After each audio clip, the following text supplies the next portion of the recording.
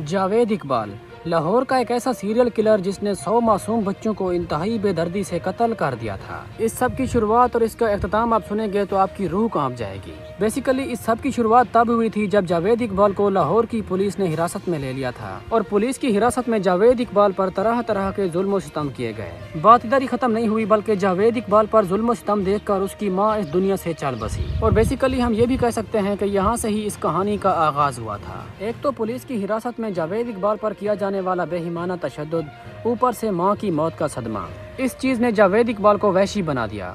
और पुलिस की हिरासत से रिहा होने के बाद जावेद इकबाल ने यह ठान लिया था कि वो पाकिस्तान की 100 ऐसी माओं को रुलाएगा जिस तरह से उसकी माँ रोई थी। यानी जो दर्द उसकी माँ ने महसूस किया वो दर्द पाकिस्तान की 100 माओं को महसूस करना होगा। बस इसी वजह से फिर जावेद इकबाल सड़क और गलियों पर चलने वाले बच्चों को कत्ल करने लगा और जावेद इकबाल की वहशत का निशाना 2-4 नहीं बल्कि पूरे 100 बच्चे बने।